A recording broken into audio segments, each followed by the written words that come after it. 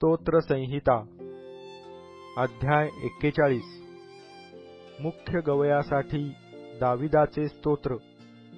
जो दीनांची चिंता वाहतो तो धन्य। संकटसमयी परमेश्वर त्याला मुक्त करील। परमेश्वर त्याचे रक्षण करील व त्याचा प्राण वाचवील। भूतलावर तो सुखी होईल आणि तू त्याला त्याच्या वैऱ्यांच्या इच्छेवर सोडणार नाहीस। तो रोगाने अंथरुणास खिळला असता परमेश्वर त्याला संभाळील। तो रोगी असता तू त्याचे अंथरुण बदलितोस।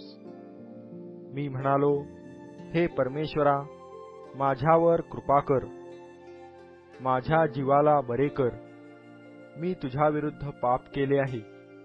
माझे वैरी माझ्याविषयी अभद्र बोलून म्हणतात की, हा केव्हा मरेल आणि ह्याचे नावगाव केव्हा नाहीसे होईल। त्यांच्यापैकी कोणी माझ्या समाचारास आला तर तो वरपांगी बोलतो। तो आपल्या मनात कुकल्पना साठवितो आणि बाहेर जाऊन त्या सांगतो। माझे सर्व द्वेष्टे मिळून माझ्याविरुद्ध कुजबूज करीतात आणि माझ्या अहिताच्या मसलती योजितात। त्याला असाध्य रोग जडला आहे, तो पडला आहे, तो आता उठणार नाही, असे ते म्हणतात। जो माझा सखा, ज्याच्यावर माझा विश्वास होता, ज्याने माझे अन्न खाल्ले, त्यानेही माझ्यावर लाथ उगारली आहे।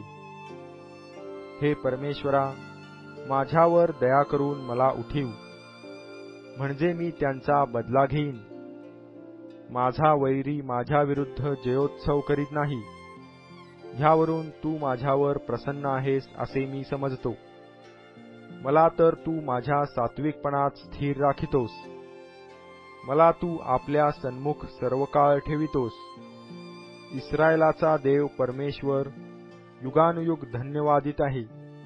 आमेन, आमेन।